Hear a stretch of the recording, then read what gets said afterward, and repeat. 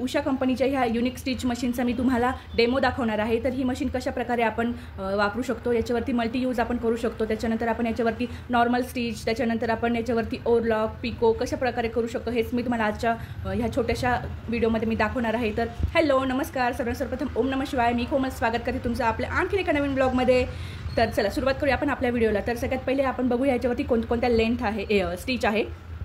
तर ही आहे ए वाली स्टिच म्हणजे जी सरळ चालते, बी वाली आणि जी डी वाली आहे ती लेफ्ट आणि राईट अशा दोन प्रकारच्या आहेत। तर याचा उपयोग आपल्याला होतो लेस लावण्यासाठी। त्याच्यानंतर आपल्याला जर एखाद्या कापडावरती आपल्याला थोडंसं लेफ्टला राईटला जर शिवायचं असेल, एकदम कडेला टिप मारायची असतील तर त्याचा उपयोग ह्याच्यासाठी होतो। तर ही लेफ्ट ए आणि डी वाली जी आहे तर त्याचा उपयोग त्यासाठी होतो। तर ए वाली जी आहे ती आपली नॉर्मल स्टिच असं सरळ चालते ती, आणि हे एकाच पॅडलवरती ह्या सगळ्या चालतात। ह्या तिघही टिप ह्या एकाच फूटवरती चालतात, म्हणजे एकाच फूटवरती ह्या तिघही टिप चालतात। त्यानंतरची जी आहे सी वाले हा ज्या दिसत आहे तुम्हाला तिघही, तर याचा वापर पिकोसाठी ओव्हरलॉकसाठी होतो। तर हे जे सी मध्ये जी आहे तर तिचा वापर एकदम बारीक जी स्टिच येते पिकोची त्याच्यासाठी होतो। त्याच्यानंतर हा जो मिडलवाला सी आहे त्याचा उपयोग आपण ओव्हरलॉक वगैरेसाठी करू शकतो, आणि जे जाडवाला सी आहे त्याचा उपयोग आपण ओव्हरलॉकसाठीच करू शकतो।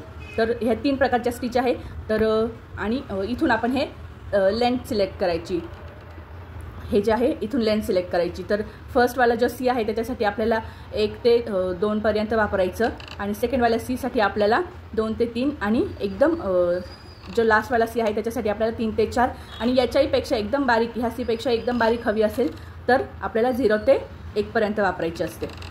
तर आपण नॉर्मली पिको वगैरे सगळं काही 2 वर करतो, आणि ओव्हरलॉकसाठी आपण 3 वाला सिलेक्टर वापरतो हे। त्यानंतर इकडे हे जे आहे इथून स्टिच आपल्याला सिलेक्ट करायची। जर इकडे बी वरती सरकवलं तर हे बघू शकता तुम्ही, सुई जी आहे ती अशी थोडीशी इकडच्या साईडला चालल्या गेलेली आहे, तुम्ही बघू शकताय। आता मी हेच तुम्हाला ए वर करून दाखवते, तर तुम्ही बघू शकताय सुई आपोआप लगेच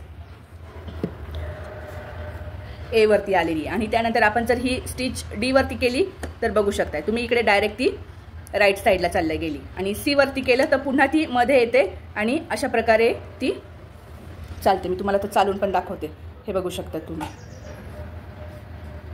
तेव्हा तर जेव्हा आपण सी वरती करतो ही टीप तर ती अशा प्रकारे चालते, बघू शकता तुम्ही, अशी झिगझॅग झिगझॅग झिगझॅग चालते ती। जेव्हा सी वरती करतो तेव्हा ती झिगझॅग चालते। त्यानंतर याचं हे कसं बदलायचं, आता पहिले मी तुम्हाला ए वरती करून दाखवते। आता ही झाली आपली ए वरती। तर याचं हे जे फूट आहे ते कसं बदलायचं, तर ही जी तुम्हाला इकडच्या साईडला ही क्लिप दिसते, छोटीशी जी क्लिप आहे, तर ही अशी फक्त वरती करायची, आणि आपलं हे जे आहे फूट लगेच बाजूला होतो। आणि हे लावायचं कसं, तर इथे जे छोटं होल दिसत आहेत आपल्याला, जे सुई जाण्यासाठी जे होल असतात इथले, हा जो होल आहे हा, तर सेम याचा जो होल आहे तो आपल्याला इथे याच्यावरती असं परफेक्ट ठेवायचं, मॅच करायचा। आणि आपलं जे हे असतं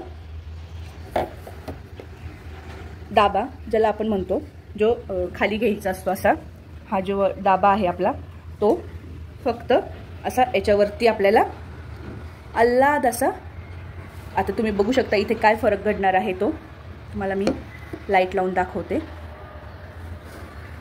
तर तुम्ही आता बघू शकताय, आता हे जे वरती आहे हा दाबा इथे, तर हा याला आता मॅच होणार आहे। तर बघू शकता लागला आपला दाबा याला, बस फक्त हा खटका जो असतो आपला हावाला, तर तो आपल्याला असा खाली घ्यायचा, बस झालं का, लागला आपला फूट। तर आता हा चेंज करायचा आहे आपल्याला, कारण की मी तुम्हाला आत्ताच्या व्हिडिओमध्ये मी तुम्हाला पिको कसा करायचा ह्या मशीनवरती हे दाखवणार आहे। स्टिच तर नॉर्मल स्टिच सगळ्यांनाच येतं, तर आपल्याला पिको कसं करायचा हे मी तुम्हाला दाखवणार आहे। तर आता मी सगळ्यात पहिले तुम्हाला हा फूट चेंज करून दाखवते।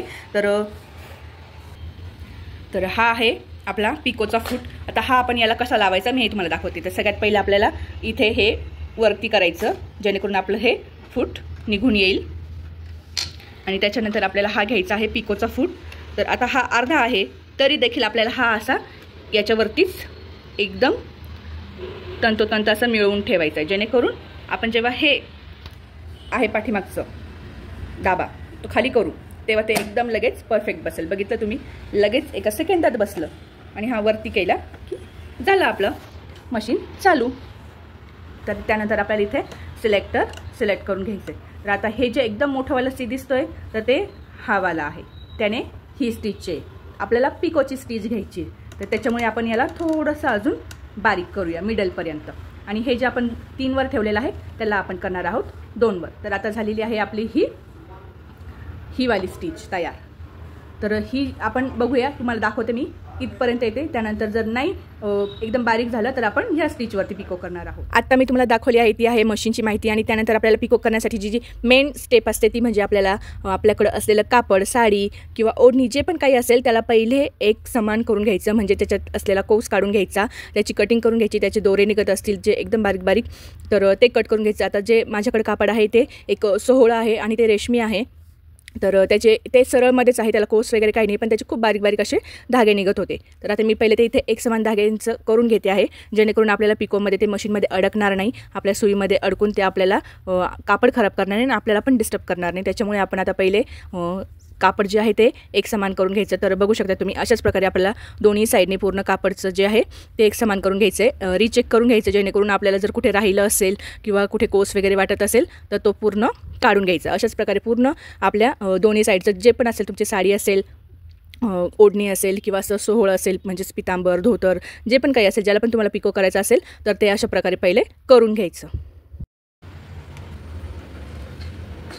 तर चला आपण आता मशीनवर येऊया. मशीनवर आल्यानंतर आपल्याला सगळ्यात पहिले करायचं असतं ते म्हणजे बॉबिन सेट. तर ही असते बॉबिन केस, याच्यामध्ये आपल्याला बॉबिन लावायची अशी आणि असं,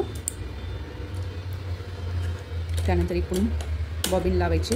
आता येलो कलरचं माझं हे जे पितांबर आहे ते मी पिको करून तुम्हाला दाखवणार आहे, त्यामुळे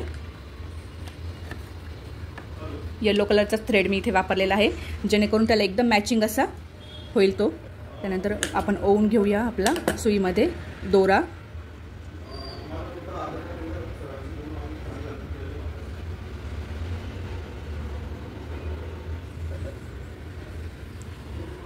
सुईमध्ये दोरा ओला आहे, सगळी तयारी झालेली आहे. आता आपण घेऊया आपलं पितांबर, सोहळं, त्याची एक साईड आपल्याला घ्यायची आहे. तर हे उलटं सुलटं आपण आधी बघून घ्यायचं. तर ही जी आहे ही सरळ आहे बाजू आणि ही उलटी बाजू आहे. तर आपल्याला पिको हा उलट्या बाजूने करायचा असतो, सरळ बाजूने नाही. तर बाजू बघून घ्यायची. तर हे बघू शकता ही उलटी बाजू आहे. आता आपण सुरुवात करूया. तर सुरुवातीला आपण थोडंसं असं इथे फोल्ड करायचं असं गोलमध्ये, आणि हा जो पुढचा पार्ट आहे तो थोडासा बाकी राहू द्यायचा आणि असं याच्यामध्ये आपल्याला ही लावायची. आणि हे जे इथं गोल दिसतोय ह्या गोलमध्ये आपल्याला असं कापड असं फसवून घ्यायचं, जेणेकरून आपण जेव्हा आपण पिको करू तर ते गोल येईल, निघणार नाही. आणि चला सुरुवात करूया आपण आपल्या पिकोला.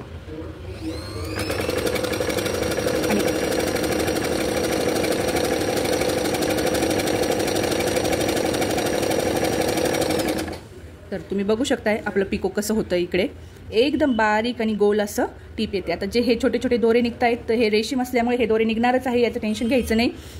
तर ते आपण नंतरून फिनिशिंग जेव्हा करतो तेव्हा ते कट करून घ्यायचे सगळे.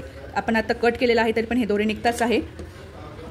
जेव्हा फिनिशिंग वगैरे करू आपण पूर्ण तेव्हा हे असे दोरे कट करून घेणार आहोत. रेशीम असल्यामुळं हे थोडंसं निघतातच दोरे. आणि पिको करताना सगळ्यात महत्त्वाची टीप म्हणजे आपल्याला वापरायचा असतो तो मॅचिंग थ्रेड, तो पण कॉटनचा. नायलॉन थ्रेड वापरू नका, कारण की आपण जेव्हा कपड्यांना प्रेस करतो तेव्हा तो नायलॉन थ्रेड जळून जातो आणि त्याच्यामुळे आपला कपडा पण जळतो. त्यामुळे प्लीज कोणीही पिको करताना असं नायलॉन थ्रेडचा वापर करू नका. तुम्ही मॅचिंग आणि कॉटनचाच थ्रेड वापरा, जेणेकरून आपलं जे पिको आहे ते एकदम सुंदर आणि व्यवस्थित होईल आणि कस्टमरचा कपडासुद्धा खराब होणार नाही. तर अजूनही तुम्ही माझ्या चॅनलला सबस्क्राईब केलेलं नसेल तर प्लीज सबस्क्राईब करा. व्हिडिओ आवडत असेल तर लाईक करा, तुमच्या फॅमिली अँड फ्रेंड्ससोबत शेअर करत जा, जेणेकरून त्यांनाही अशीच छान छान माहिती मिळत जाईल. आणि तुम्हाला कोणत्या विषयावरती व्हिडिओ बघायला आवडतील हेही मला कमेंट करून सांगत जा, जेणेकरून मी त्या विषयावरती व्हिडिओ बनवण्याचा प्रयत्न करत जाईन. तुम्ही बघू शकता आता आपलं पिको आहे ते होतच आलेलं आहे. तोपर्यंत तुम्ही लगेच चॅनलला सबस्क्राईब करून घ्या आणि शेजारची जी बेल आयकॉन आहे तीही प्रेस करा, जेणेकरून मी जेव्हाही व्हिडिओ टाकेल तेव्हा तुम्हाला लगेच ते नोटिफिकेशन मिळत जाईल, माझा व्हिडिओ तुम्हाला लगेच बघायला मिळत जाईल. मी आता आली आहे एंड. तर एंडमध्ये पण आपल्याला छान असं गोलच राहू द्यायचं हे. आणि हे जे आपण इकडे सोडलेलं आहे इथे सुरुवातीला त्याला पण आपल्याला आता परत पिको करून घ्यायचं आहे. छान गोल करायचं त्याला व्यवस्थित.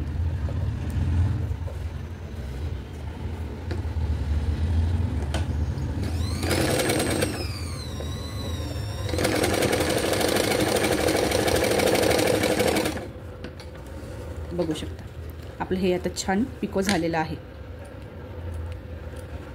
याला व्यवस्थित कट करून घ्यायचं सगळीकडून.